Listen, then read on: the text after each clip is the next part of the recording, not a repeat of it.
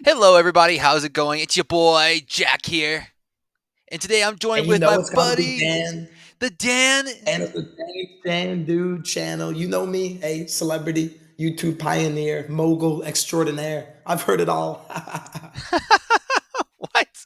I haven't heard anyone call you that. Man, you keep hating. You keep hating. I'll never stop Whatever. hating, bro. I'm your number one op. But But we're here. speaking Oh, of you go. ops, You go. speaking of ops, I must say we're here for an Ooh. exciting time. If you'd like to orient us Ooh. to what it is we're opping on, Dan. Yesterday we're talking about ops. It's getting oppy outside. We're talking about the Ace Attorney villains. We're ranking them. Me and Jack have thought about this for a very long time. We floated it to each other 2 years ago because we're kind of artists of this kind of thing. We take time with our videos. We put effort in. So we're gonna do a little speed run ranking. 30 minutes ranking every Ace Attorney villain from the first four games. It's gonna And be here you have a absolutely beautiful tier wild. list. As you can It's gonna see, be beautiful.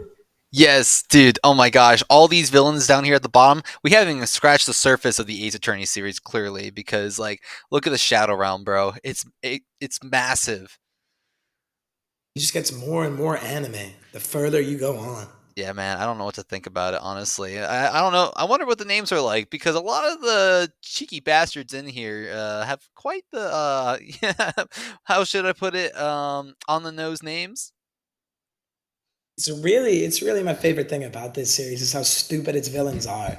And how like sometimes whenever it's making really stupid villains, it still manages to deliver an actual kind of frightening or powerful antagonist. So I think it'll be very fun to kind of rank them together. See who works, see who doesn't, see what our opinions are, which are final, by the way. If you disagree with us, don't leave a dislike. Just know you're wrong. It's been 2 years since we played these games, and we definitely remember every single intricate detail about the cases. So we have thought on this Of to great course. lengths.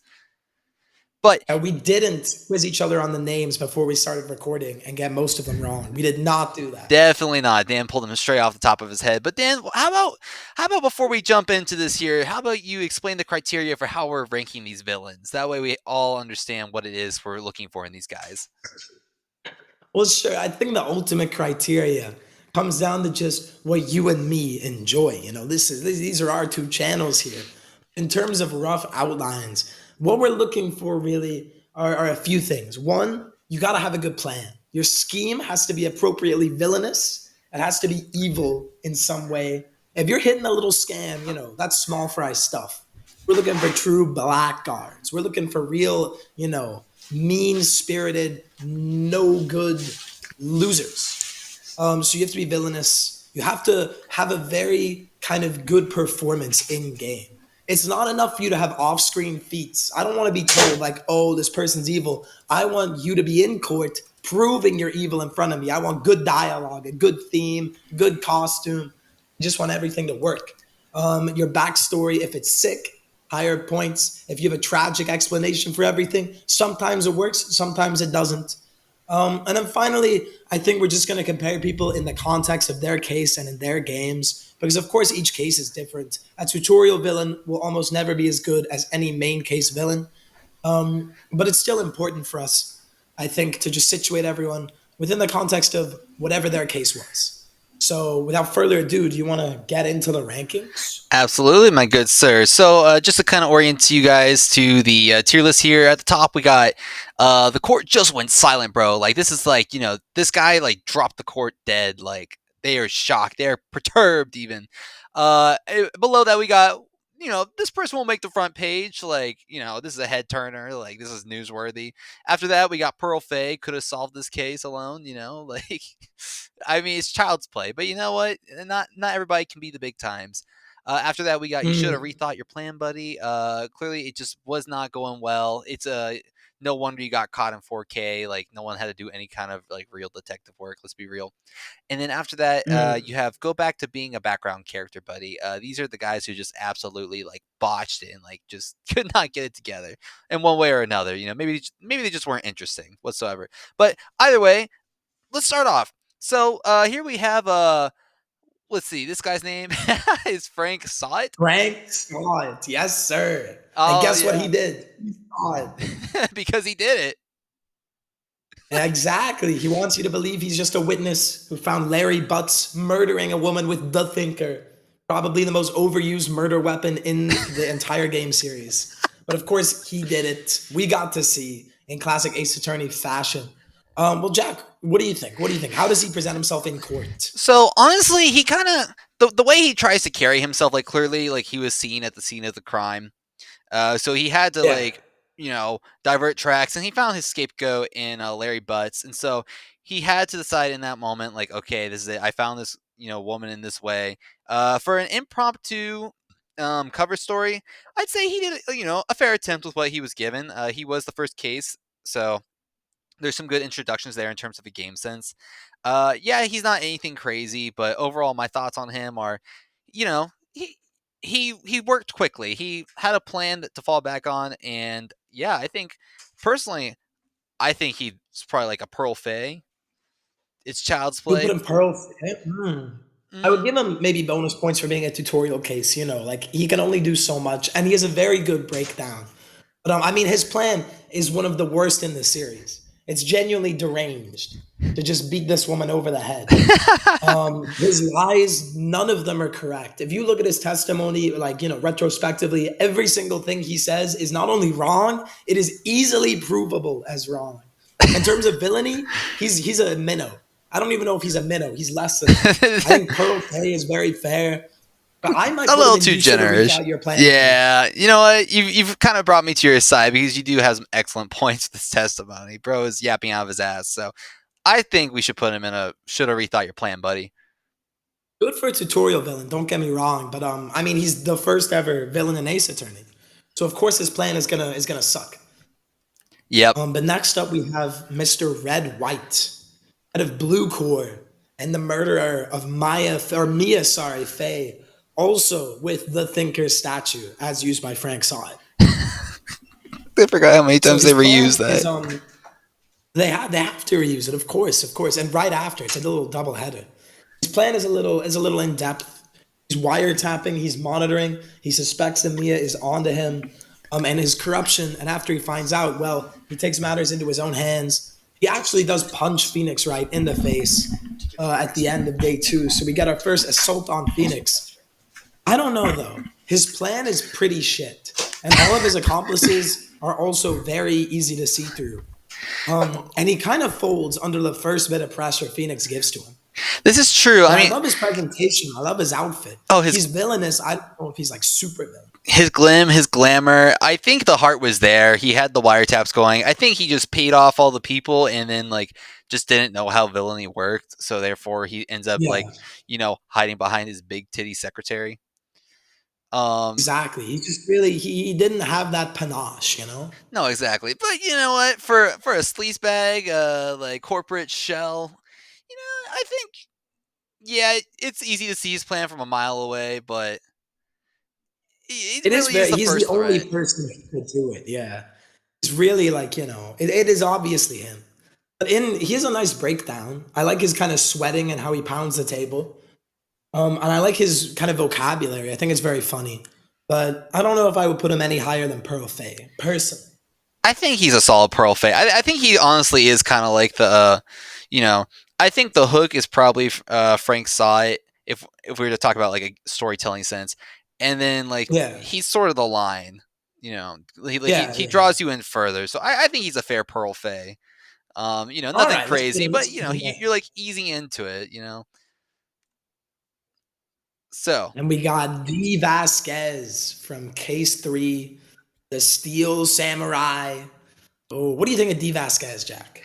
honestly, I really like the aura her character gives off. For the most part, like she doesn't have like this huge breakdown, at least as far as I remember. But she doesn't have this like Yeah. huge breakdown like the first two guys we saw and like many of the other characters throughout the series. Like she's Oh, you're right. calm, collective. I like the aura she gives off. She's like this elusive figure that like a true like celebrity. She's kind of just like in the limelight, and it's just sort of a like wax figure that you see from a distance. So really love the Yeah, aura and I she gives think off. and I think that's something that I really like in the villains of the series is whenever they feel kind of almost untouchable. Like you keep hearing about a figure and you can't find them. And this case really does a great job of making you feel stuck, like you just cannot progress. You finally find out why whenever you talk to her. I think her aura is great. Smoking the pipe in court is so cool. Just sicking the goon squad on you, her mafia boys, is very cool. And she has a very tragic backstory, like a genuinely extremely tragic backstory. She's one of my favorite antagonists from the first game. I think she's great. Do you think is she front page level or is this still Pearl Fey? I think this is front page level personally. Well, one, because she's a movie director, so of course she's going to make the front page. She's very well known, right? She's got a lot of Of clout. course, of course. However, also I think I really just love her. The plan she had. She rolled with it. It was hard to get things out of people, mostly because you dealt with some of the most obnoxious people ever, like Old Bag. Oh my gosh. Had to go through that, but you know what? She was a real treat by the end of it, right? Like after having to go through that headache of characters and the outcome of D. Vasquez and the tragedy that she goes through, like Bro, really adds some humanity to the character. Salmonella. Do you remember Salmonella, the No, fat no, otaku? Exactly. Maybe I just like her because everyone else in her case was so awful, but I really would put D. Vasquez front page. I I think she's agree. fantastic. I agree. I think she is phenomenal. She is the reason to play that case. All right, so now we have Mr. Yanni Yogi, twist villain from the DL6 incident case, the final case of the first game, except the one we're going to talk about next. He's a weird figure for me because he is kind of like small fry. He's ultimately small fry in the entirety of the case. He's the villain of the first half of it, which is where Edgeworth has been framed for murdering a man in the middle of the lake. And it turns out that Yanni Yogi rode him and Edgeworth out there after leaving Edgeworth a threatening letter, shot randomly into the darkness to frame Edgeworth, then swam back to shore. It's one of the strangest plans. Has like amnesia or something, or he's feigning amnesia. He falls asleep all the time. He keeps a parrot. What do you think of him, Jay? I think you really just like nail exactly what he is. He's nothing. He's small fry. He really is. He's a pawn in this entire thing, and like there is no plan to this other than what he's been asked to do to save face and keep things silent in the DL6 incident. I personally think, I mean, he is quite literally a background character. The only reason you interact with him is because he is a stepping stone to something much, much deeper. Yeah. And even like as a pawn, he is not very good. He's really not great, you know? His whole plan to frame Edgeworth really sucks. And he just has kind of no personality. I would put him at either you should have rethought or maybe even to go back to being a background character because he kind of is a background character I compared to agree. the other. I think there's one thing that without the underlying thing that is the deeper part of this case, I think this character Yeah. is nothing whatsoever. Okay, okay. I like that. I like that. So therefore, I think he needs to go back to being a background character in a Pokemon game. I would agree. Get him out of here. Get him out of here. All right. Well, how about you introduce the next guy? Oh man, where do I even begin? Oh my gosh, the man, the myth, the legend, Manfred von Karma. Wow, Manfred Karma. everything that we just dogged on Yanni Yogi for, this right here is like the best payoff you could possibly ever have in an Ace Attorney game. The twists and the turns of like, who is this bozo Yanni Yogi, just to dig deeper and find out that Edgeworth blames himself for the murder of his father uh, in the case.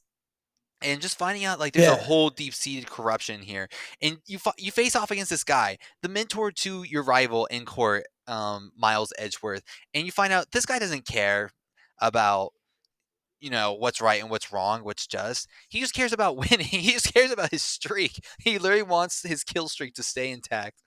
And He's got to keep it alive, bro.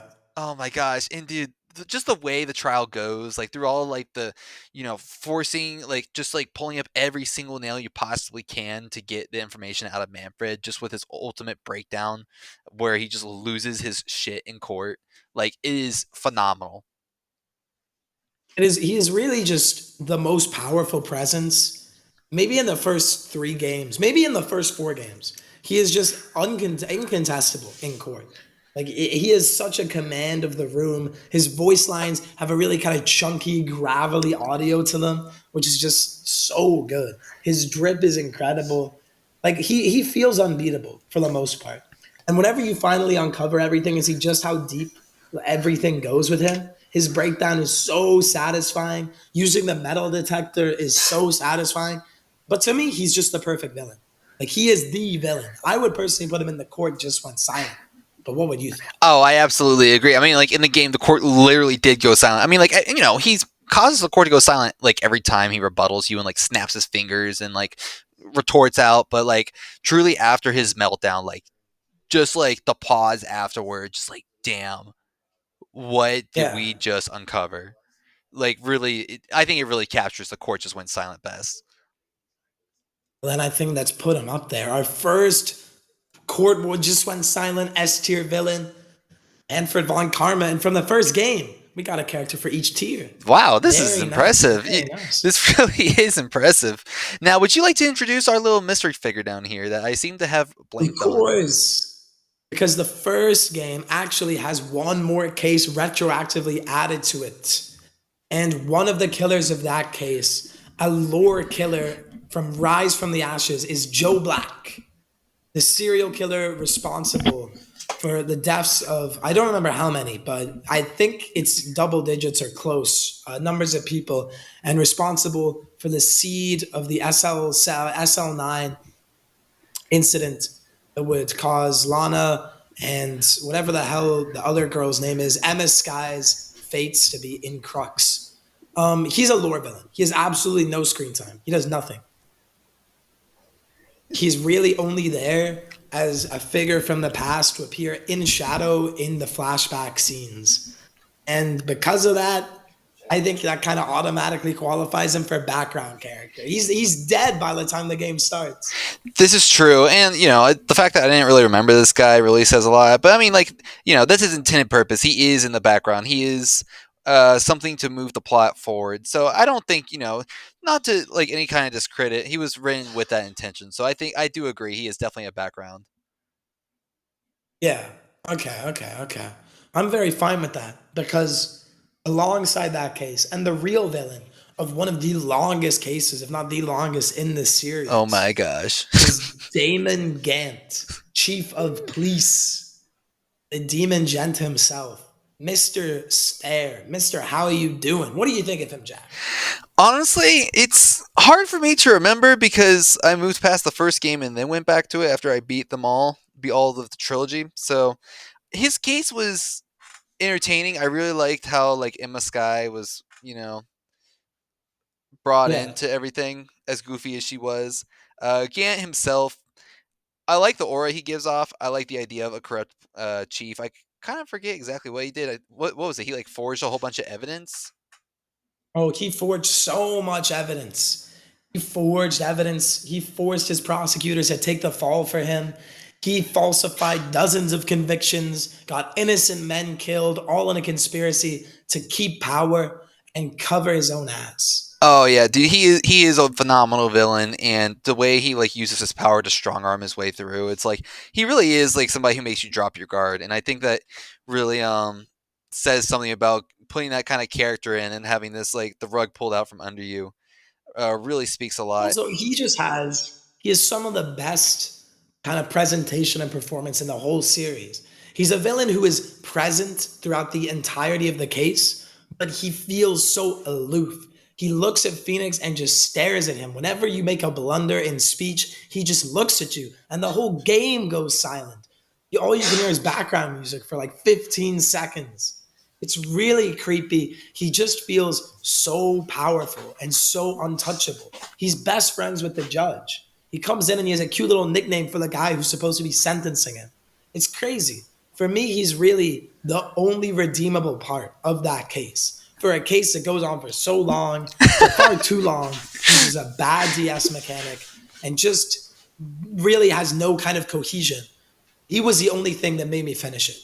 Getting to see more of Damon Gant made me want to play more. For me, he's one of the best villains in the series, but I understand if he doesn't make it to man for tier for you just because of how bad the case he's in is.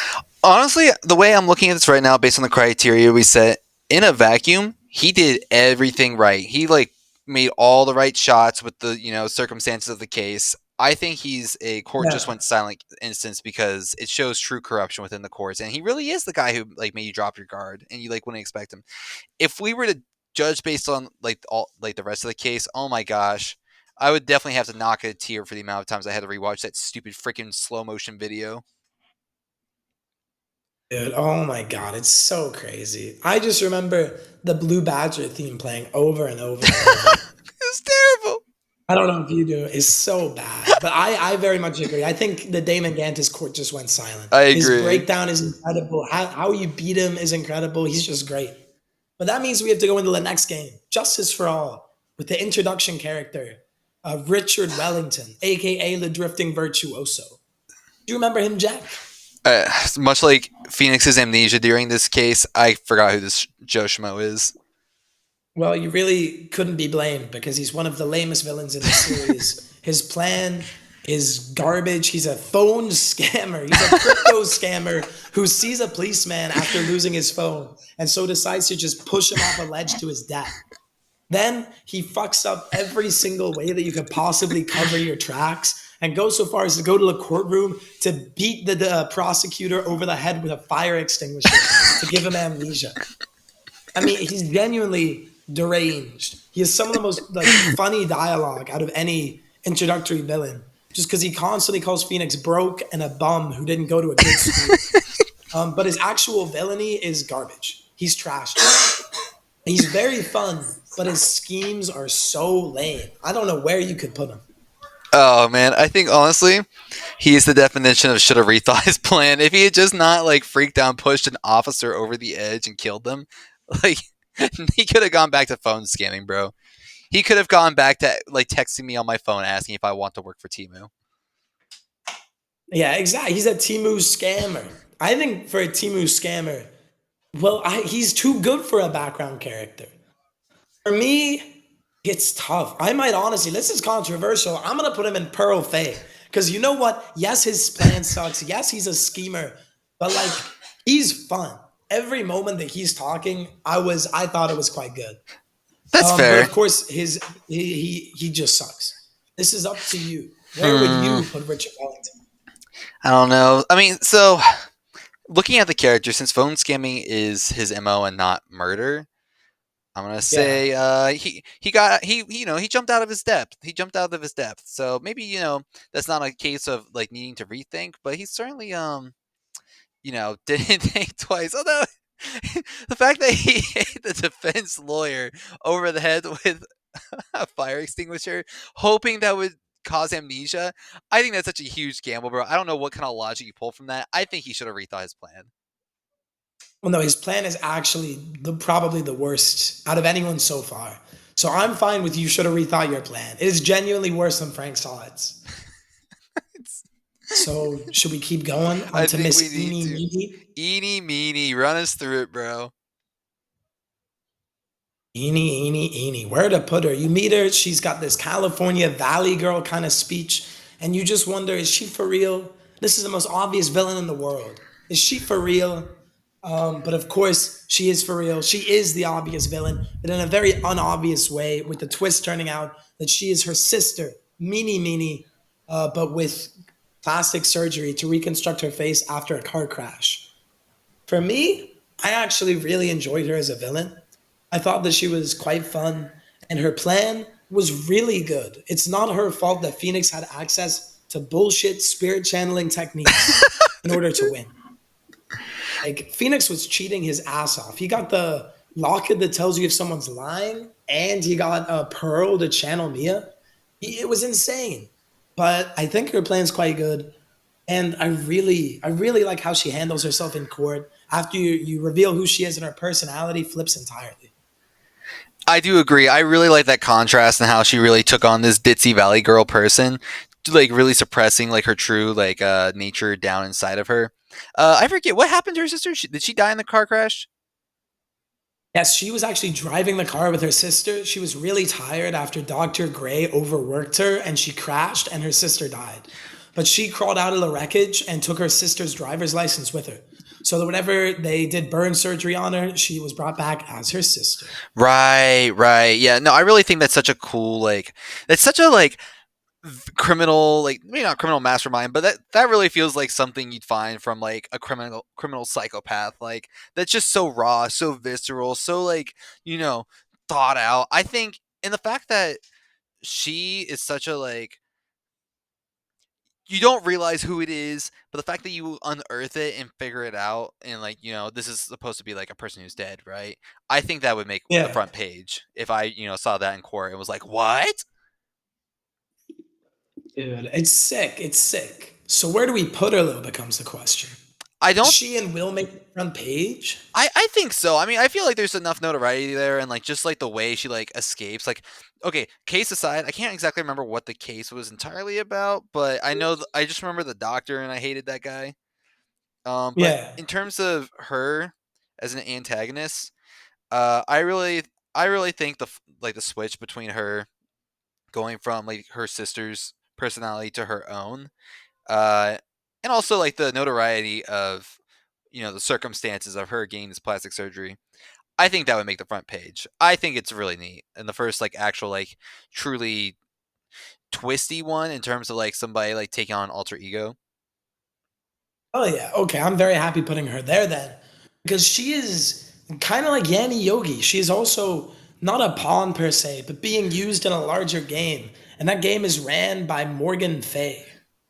Morgan frickin' Fay, please run us down on this one.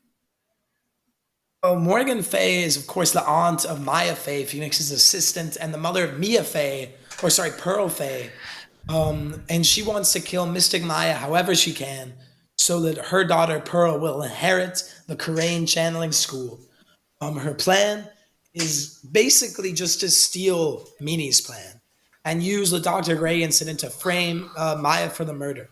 It's not 100% if she somehow orchestrated Mini's plan. It seems much more likely that she kind of just fell into this and saw this as a very good opportunity to kill like two birds with one stone to frame Maya, because she doesn't really care about killing Dr. Gray at all.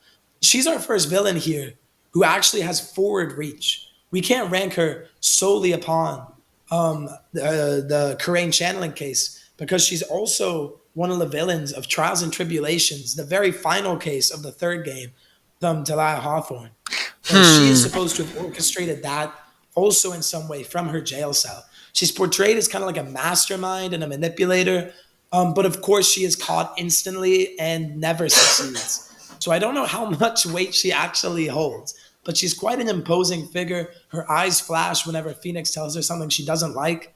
But I don't know, Jack. What do you think? What do you think? I think see like that's the thing with her, right? Like she comes in and out of the games, so it's not like she's just a nobody. But I don't think she's really. I think you're right in saying that she just kind of like fell in and saw an opportunity. I don't think she's anything front page worthy. Um, you can kind of like once you kind of figure out what her intentions are, it's really easy to kind of piece together like what she's going for, what her aim is. Yeah, I mean, do we rank her now or do we like wait till we're into the final third game act? I'd be fine leaving her for later, personally, if you'd Let's like. leave her for later. I think she's just going to fit in with the context, but it's important to mention what she did now. So we'll come back to Exactly. Morgan Fay, but moving on to So next we have Acro. Interesting character, Jack. What do you think of Mr. Acro here? His plan, my, and you know what? That might be fair. That might be fair. I thought Richard Wellington had a bad plan, but you know what? He was fucking successful compared to Acro. His plan was coherent compared to Acro. Acro.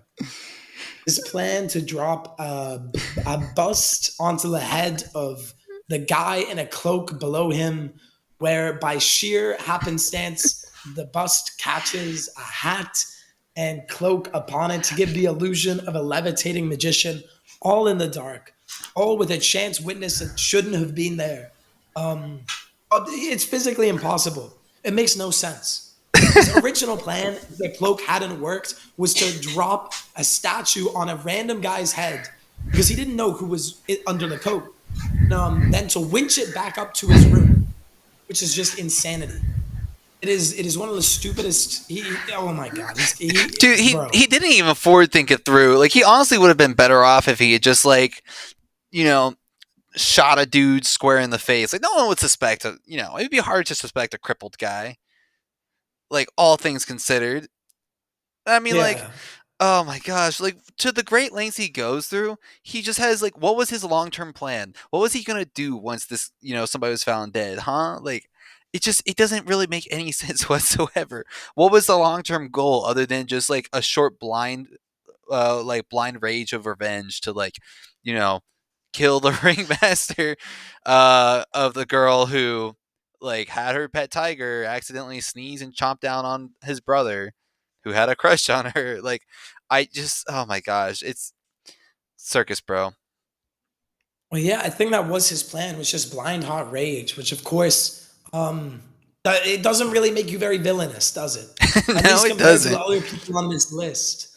At least Meanie, who was also out for revenge and also avenging a relative, thought her plan through for years, I think is the implication. Whereas Akros was just completely deranged in a spur of the moment because he's supposed to be a good guy. He has actually one of the most tragic backstories. And the whole part where he breaks down crying while still smiling while thinking of his brother is quite touching. But this isn't the touching characters tier list. This is the villains tier list. So where can we put him? What do You you think? What you do you already think? know. You already know. He Yes, should have sir. rethought Yes, that sir. plan, bro. All he had to do was say, There like, you go. okay, come on, I'm a circus guy.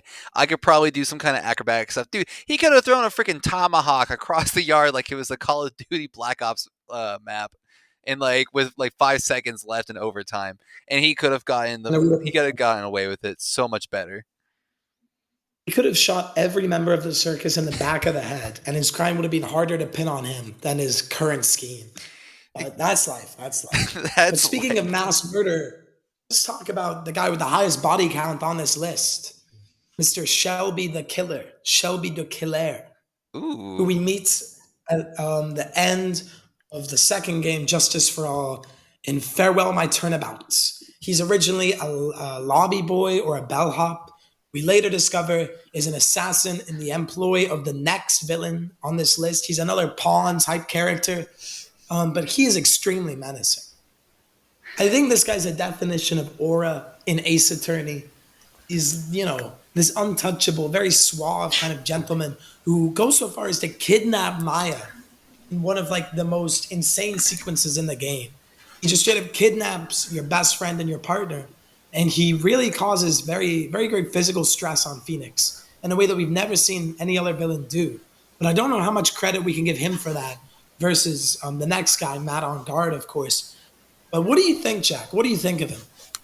I really like the way, and especially how you introduced him. Like, he really is like the guy who's making things happen, to put Phoenix under like true stress. Like, there, across two games and in the final act of the second, and you're facing off against a prosecution who does not want to work with you, and so, like, you're getting, like, instead of a character who's like trying to hide from the court, you're getting a character who's attacking it head on by going after the defense and blackmailing them, and, like, you know putting your best friend in a hostage situation. I think that's really imposing, and I think that's such a clever way to, like, flip the script on its head. And also just the aura he goes for, his skill, his expertise. Like, this is like, clearly a renowned assassin of the underworld, and I think that's really impressive. And the fact that he, like, tunes in via radio is a bit ridiculous. I will say, I can't remember to what circumstances that got brought up. Yeah. I feel like you were trying to, Dude, like, fabricate a testimony for Matt on guard, but also, like, yes, that was exactly it. Our goal was to get a guilty guy off scot free. And well, we can do this as like a double header. We can then just like not rank Shelby yet, but wait until after we rank his employer, Matt on guard. A twist villain, and straight up, absolutely the best twist villain the series has ever seen. He looks like this kind of K-pop pop star. He's very PG. He's got a healthy image. You really think he's innocent. And then for the first time in the history of the series, you realize you're defending a guilty guy whenever he slicks his hair back, reveals a scar on the right side of his face and starts sipping a glass of brandy in prison, just to show you that, he's completely deranged, untouchable, a psychopath. He's really sick. He and the guy he kills both try to drive a woman to suicide. He's attempting to drive another woman to suicide by placing the blame of the case on her. He wants to kidnap and torture Maya if he thinks we'll get a good confession. He's kind of the brute. Like, he doesn't have the kind of foresight or planning of Damon Gant or Manfred von Karma or even really D. Vasquez or Inimini, but he is just pure evil in a way they're kind of not. You understand why Manfred wants to keep his streak alive. At the end of the day, he has been doing this for himself, but also to cover up his previous crime. Gant is covering up his previous crime. That's why he commits more crimes. But this guy just does it for no reason, for pleasure.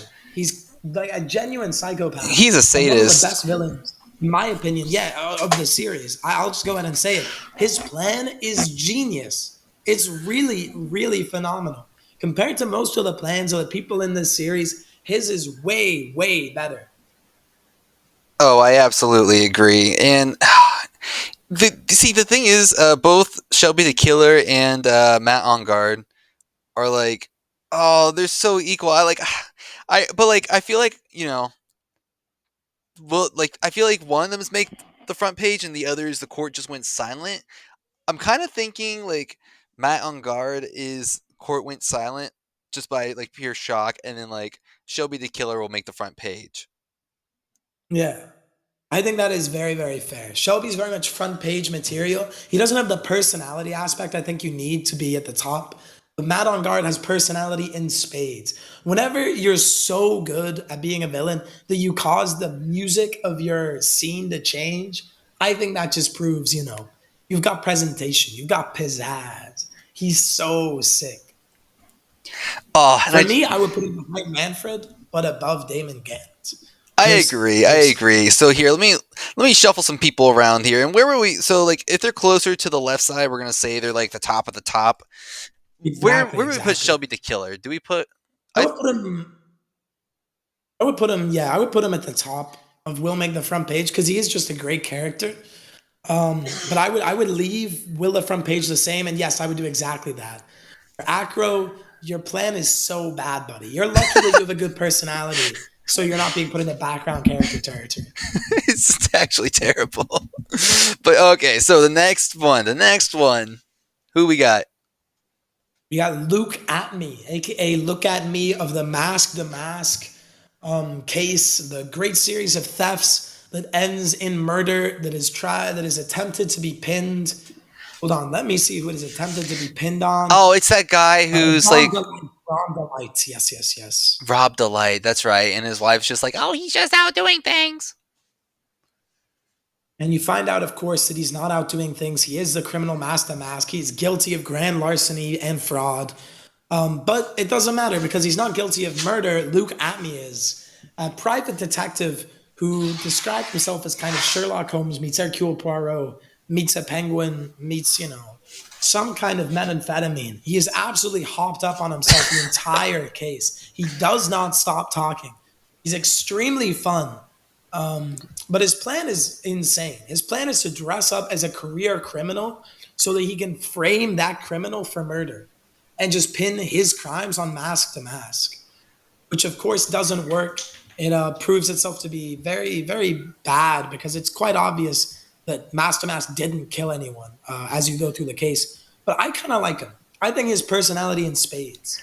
I don't For me, like him. no, you go ahead. You go ahead. I You I don't like him. Whoa, for the I don't reasons. I don't hate him, but it's like, bro, is okay. He was too much of a yapper. Like it was pretty clear early on. Like, okay, this guy's like he's kind of giving me villain vibes with just how he carries himself. Like you said, his plan, like it's quite obvious that it wasn't mask to mask. It just didn't fit the mo of what Ron Delight was going for. So like, I Yeah, I just don't really know what this guy was going for. Like he's just trying to like create clout for himself. It seems yeah. like why like It's this so really weird.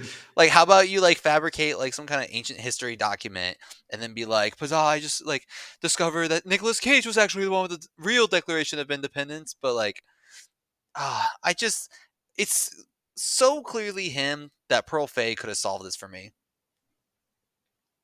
Yeah, for me, I agree. He is a very easy to get guy. His whole idea of double jeopardy in order to absolve himself of the crime is really insane. But that was But Ron I think Delight. he's still he's so fun. He's so fun that I would put him to Pearl Fay. For me, he's ahead of Red White, I and he can't go agree. any higher. I agree. I really like the double jeopardy aspect because that was the first time as far as I know last time we ever saw that in the Ace Attorney games. But I mean that was Ron Delight's move, right? Like it just did not work out for Luke at me. Yeah. All right, so So next we have Furio Tigre, aka Zin Eop, Phoenix Wright impersonator, low-ranking loan shark, and criminal Don. What do you think of him, Jack? honestly, I think because I think this was the second act of the game. Yeah, the second act of the game. It kind of felt like a third act, but the third act of this game was super short. Um, I honestly don't mind him. I don't think he's front page material. I think he's a pretty straightforward case to solve. Like, come on, dude. Like, just look at the guy. Like, he screams mafioso material. But the fact that he do interact with the mob is kind of interesting. He's just like a passionate, like, hot-headed guy. I think he was one of the more interesting characters of that case. Like, oh my gosh, Yeah, I hated the pervy old man. I hated the chef. the Uh, recipe for tournament sucks. Yeah, it was actually terrible. I felt like secondhand embarrassment whenever like any other character besides Tigray was on screen. that's very fair. That's very fair. Tigre's plan is pretty garbage, but I do agree that he is such a good character in a bad case that it makes you just feel much better. Right. The whole thing of him like messing with the little microchip and the coffee, the whole like Tigray not poisoning, but then poisoning the guy. It's just very. It's kind of mid, but I really do like him. It's like a fun, goofy case. Yeah, exactly. It's a goofy case where he is a good villain, and I think for me he falls into exactly like the red white tier, where yeah his plan is kind of whatever, and he doesn't feel particularly villainous. He's kind of bumbling, but he's really fun. So I would put him there personally. Right. I'd put him like in between. What do you think? Red, White, and Luke me? Yeah, yeah, I would say so. I would say so. I would say so. I think he was definitely more of redeemable quality. So, for trials and tribulations, the final three of this portion. Who do we hit? I think we gotta leave Godot for last. I agree. I agree. So then let's start with Morgan Fay, just because if I remember correctly, she's just a schemer here. She's the ultimate schemer of well, wait, is this Bridge to the Turnabout or Turnabout Beginnings? This is Turnabout. This is Bridge to the Turnabout, right? Right, the Yes, last yes. one, It yeah. is to the Turnabout. It's just very kind of insane. It's such an involved case with so many moving parts and so many changes of character. Larry Butts comes back. Godot slash Godot slash Godot is there. Franziska comes back. Miles comes back. It's really one of the like best cases in terms of being a finale. But the villains make it very confusing because there are so many and they all kind of want different things. For example, Diego Armando, aka Godot, aka Godot, wants revenge on Delia for poisoning him and taking away his sight. But at the same time, he wants to get revenge. He wants to save Maya and he wants to stop her from getting hurt anymore, which is what Delia Hawthorne wants, who wants Maya dead. And why does she want Maya dead? Well, part of it is because what's her name? Aunt Morgan Fay wants her dead. It's just very convoluted. But out of all of the villains, I think Morgan Fay is the weakest. She's just kind of scheming the whole time. She's in prison. She is the reason for a lot of the evil that happens, but she doesn't really do anything herself. And her plan is reliant on a much more evil character doing the works for her. So for me, I don't really know where we can put her because she's definitely not the court went silent. She would make the front page. I would put her like the bottom of will make the front I page. agree with that sentiment. Like I kind of forgot she was in that case, and she just kind of hops in and out. She doesn't really feel like she's pushing things. It seems like she's just kind of like the Thanos in the chair moment. Like, I'll just sit here and wait till my time is ready. Yeah. And I agree. I So think she's below she's Minnie. cool. Yeah. I would certainly put her there. I would certainly put her there. Ooh, next one, Dahlia slash. Oh, who is the nice side? Who's the what? Dahlia. There's Dahlia, and then there's Dahlia. Oh, Iris. Iris. Iris, yeah, Iris Hawthorne. That's right. Really, truthfully, this connection between like the Hawthorns and the Fae clan is like really interesting. Um, Yeah. overall, I think it's wild. If we're to take the third case, Bridge, what was it like Bridge to the Turnabout, and like Yes. Yeah. yeah, like if we take the third case, I think that was like a neat little like mini episode to do. Like take a step back. I thought it was a nice change of pace from the usual third act. Um, the fact that she actually does like emotionally get attached to like Phoenix Wright, but then it's her sister who steps in and is like doing all the mean stuff. Like she just it feels tragic in a way, right? Not just tragic for Dahlia, but also or is it Iris? I forget. I get them Oh, it's mixed up. tragic for Iris. Yeah, this one's so Iris. hard to Because keep Iris things. Iris is like the way she gets connected to Phoenix and like you don't just sympathize for her but also sympathize for Phoenix is like, just the way like they have this high and low aspect to their relationship seems really interesting. And I like her for that. It really makes her stand out. And then with the spirit medium stuff, like the fact that like, Dahlia possesses her twin sister. Oh, Yeah. it's so interesting. And then, like, of course, Maya gets possessed by Mia. It's like it feels like a square from of the undead. I really like it. I don't think it's the court went silent, but I think it might be the top of the will make the front page. I think personally that is, yeah, that's where I put her. She's like supposed to be a psychopath of unimaginable evil, but her schemes kind of end up just being like messing with her college boyfriend with Phoenix, blinding and poisoning Godot, Diego Armando, and then trying to kill Maya, kind of for Pearl, but just also because she has the opportunity. And she also, I think, is the reason Misty Faye dies. Like it's through her that Maya's mother is killed by, Diego Armando, aka Godot, who we're about to talk about. Um, I don't know. I don't Right. know. I think she is an essential villain, one of the most influential villains, and she's a very cool theme. But she is such a lame personality, kind of on the stand, where she's this very generic anime spiritual evil woman who like shrieks and screams and just doesn't feel very fleshed out. In terms of personality, Matt on guard, Damon Gant, the Manfred von Karma just feels so much better. D Vasquez feels better to me in terms of like who actually felt harder to fight against. Maybe it's because you have so many things helping you at this point: Larry, Mia, Edgeworth, Franziska, but she felt way more beatable than any of like the people above Eeny Meeny. But I think just because of her relevance and her kind of importance, I would put her, yeah, the top of will make the front page. Right. Just because she's come back, and this is also, yeah, she's a, pretty flat character, but honestly, like, just the Jekyll and Hyde aspect for me between Iris and Dahlia is what's interesting, and the fact that Dahlia is just like, despite her looks, despite how the characters like get infatuated with her, like she is just Yeah. like like the blackest heart you will ever meet. Mm. So I And yeah, maybe I don't know, she's maybe just below evil. Shelby the Killer. I would put her above Shelby, I think, just because she's so important to the story. We kind of have to, you know what I mean? Right, because it just makes what it's because of her. Like we bounced up here, right? We like bounce stepping stones to what is ultimately one of my favorites. Yeah. To Diego Armando.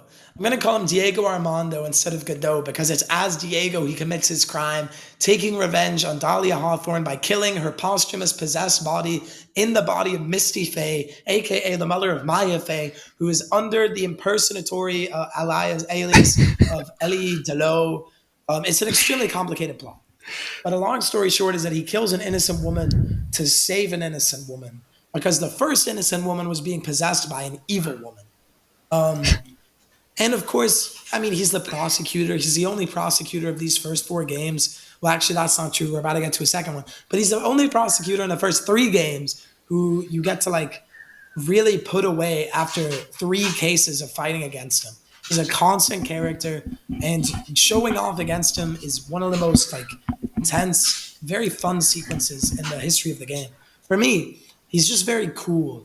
As a villain, I really don't know. I think I would put him and we'll make the front page, but I don't know if I can put him higher because he's just not very villainous. But what do you think, Jack?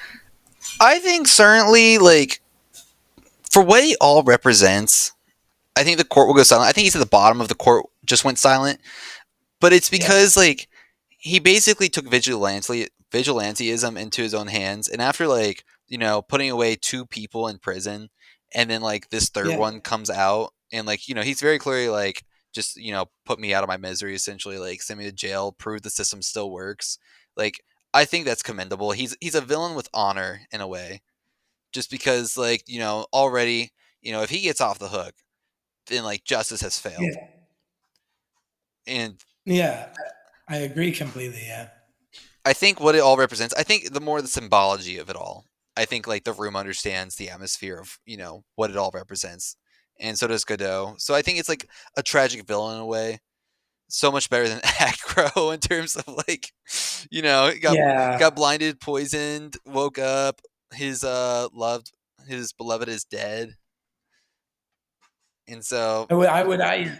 It's not his. Like he is a tragic character, where his plan is much, much better, like 100,000 million times better.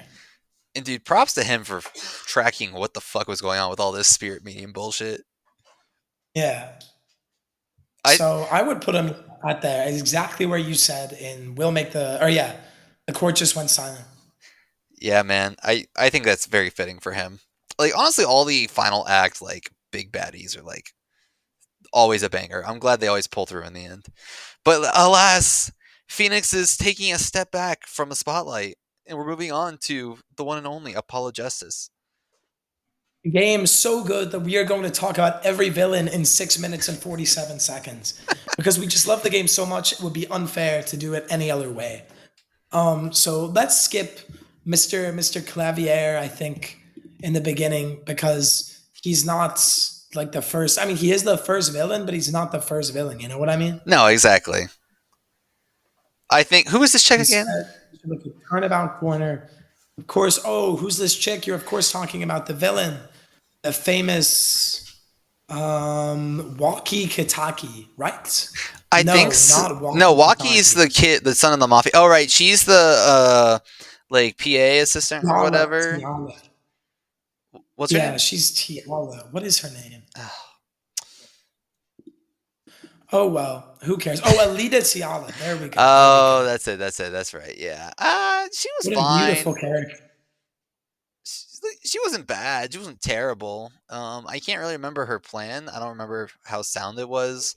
Essentially, she just kind of, in my mind, put on like the dumb girl face and like It's part of the case where like you actually can solve it with evidence. It's the only one in Apollo Justice that's like, oh, evidence is how we solve this, not body language bullshit. So I give her props there. But from what I remember, her plan is really lame and just almost running someone over with a car. So I'm not really sure where I would put her because she wasn't particularly entertaining. You know what I mean? right. She didn't like. You just kind of felt like you locked her up and it was like, okay, throw away the key, forget about her. I don't know. She's just kind of forgettable. Like Red White's not the most Really. memorable. Tigre's not the most memorable, but like even, like I don't know. Maybe it's because I've played it more recently that I kind of remember what she did, but it didn't really feel like there was a payoff. Then you know where we put her then, right? Send her to the side character zone. I'll put her at the top of it. All She's at the right, top shit, she's at the but top. still. She's just bleh. So Darian Crescend, my thoughts on him personally, not a bad villain, honestly. I thought it was pretty interesting seeing the fact that like he was very close to the prosecution. I mean, in terms of like relationship stuff, uh, he's Yeah. definitely a very standoffish guy. Maybe you just surmise it to a rock figure. I don't think he was terrible. I don't think he was terrible. But certainly, like once you kind of start on like raveling the case, it's kind of like, okay, dude, like what's going on? I think what goes Yeah. on in the background of this case is more interesting. With like, what is it? What's her name? That's like turns out to be Apollo's mother. Oh Jesus, dude, don't ask me. I Oh, have you no know who I'm idea. talking about. But either way, the pop star, the guitar thing with Clavier, um, Lemoire, that's it. Lenoir, yeah. I didn't like the client you had to defend, but overall, I thought the case was pretty interesting. I thought Darian just kind of felt like he was always there to like throw you off and like disrupt your movements. But I really like the synergy between like Gavin and him like kind of out like fighting with each other and how Gavin turns around on him. I really like that Uh, aspect. I don't think he's necessarily front page worthy, but I think he would be at the top if Pearl Fay could have solved this case alone.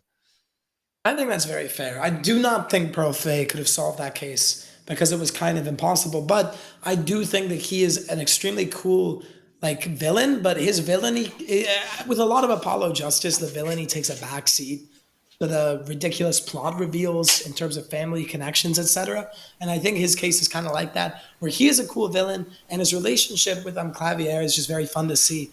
But he himself doesn't really get much of a chance to shine. So I would put him atop of Pearl Fate personally. Absolutely. And now our last two bozos.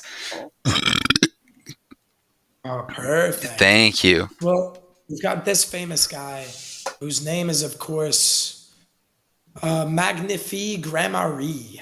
Goran Martier, whatever. This guy. Ah, Hospitalized with liver cancer. with liver disease, forcing. So the thing is, like the whole relationship thing that's going on from Trucy, right? And finding out what happened to her father and mother is pretty interesting. Yeah, Um, I just the whole magician thing, like it turns out to be Graham Marnier who like caused the murder and asked like one of them to shoot him one night. Like I don't know, man. I don't know. He's just dead. He's gone. He's in the background. He's yeah. His whole like, he's not even really a villain. I get that he like leads to his own death and does many villainous things, but he's at the end of the day, he's an old man with cancer who shoots himself in the head. Is that a villainous plan? I don't know. I think he might be like, automatically in the bottom two tiers for that. I agree. He just wasn't really all that interesting. I think he. I don't know. Like, there's never like any true interaction with him. So like, I feel like he's probably between oh, who's that guy? And then Frank saw it. Richard Wellington, Richard of course. Wellington. I think he's between those two. Like he's just kind of there, in the background, but he's not like he's pivotal to the plot. I didn't really feel like I learned much. Like like how final cases go. That portion of this final case in this game just did not land for me in that regard. Yeah, Like, that's fair. That's very, very fair. what are your thoughts? Do you agree? Disagree? I think I would agree where he isn't a good villain. He is villainous in the sense that he manipulates everyone around him in his life and is responsible for the fucked up series of events in a way to lead to Phoenix's disbarment. But he isn't the villain of his own case. That would be the villain of the game's first case, Christoph Gavin, right there. So Ooh. maybe we should thank him first. What do you think? Hmm. As for Christoph Gavin, I think he's a cold, calculating dude who like Yeah. never loses his temper all too easily, but you can tell he's seething inside, but just not showing it outwardly. I think the synergy between the familial synergy we see between him and Gavin is really interesting. Um, Yeah. Now if Darian hadn't like had this whole like "but I'm your friend, bro" kind of case with Gavin yet, I feel like this would have made it a lot more impactful between the Gavins. Still hits pretty solid. Uh, and he is your mentor, so like the fact that it's your mentor hits differently too. But I mean, we put him behind bars in the first case, so he's just kind of. I mean, I think he's definitely make the front page, but I think he's probably just a step below D Vasquez for me. I would agree. I would agree. I think it's a very fair place to put him, where he is like a very fun villain who's like engaged with Phoenix in this kind of lawyerly battle that we never really get to see in terms of like equals duking it out, except for maybe Godot or Godot. But he he just felt like such a small part of his case. I think my problem with Apollo Justice is it's really just the villains take such a backseat and their crimes take a backseat to the plot of like the right Apollo Justice relationship. And he kind of suffers from that. Where even though he's the architect of Phoenix's misfortune, he really doesn't feel he doesn't feel that unapproachable or that strong, or he doesn't have any of the menacing factors that Delia Hawthorne and everyone above her have, or even where D Vasquez has. So I'm fine putting him either ahead of or behind D personally. I think behind D, just because D felt so like worthwhile early on. Gavin just kind of like, you know, you lock him away, you forget about him, and then he shows back up, and it's like, oh, I forgot you existed. Get back in your cell. Yeah. But yeah, no, like how he interacts with Phoenix, I think that's the emotional tension that we get from him, just because we love Phoenix. But as for Graham Marnier, I think he needs to go right after Wellington. Yeah, I think okay. Well, wow, guys, I think we just ranked every Ace Attorney villain from the first four games Wow. with beautiful precision and a full knowledge of the cases, lore, and character names. I've just remembered that Joe Black's real name is Joe Dark, so I called him Joe Black from the Brad Pitt movie Meet Joe Black this whole time. But that's okay. He was our worst villain according to the tier list, so I think that's very symbolic. I think so too. And honestly, I'm very thankful to have done this after 2 years of talking about it, especially since like the whole game franchise took me 2 years to play in total. So, Daniel, thank you so much for joining me in this endeavor. It's been a blast. Yeah, thank you. Like this is really something that we've really wanted to do, and I am very happy to see it done. You know Absolutely. And who knows? Maybe we'll make a possible sequel. Oh my gosh. what? Oh my goodness! I don't know if we can make a sequel until we play every other Ace Attorney game. I'm going to Some of cry. which I've been told are good, some of which I've been told are very, very bad. But it would be very interesting to play and to see. So there's always potential for the future. But here's our ranking right now.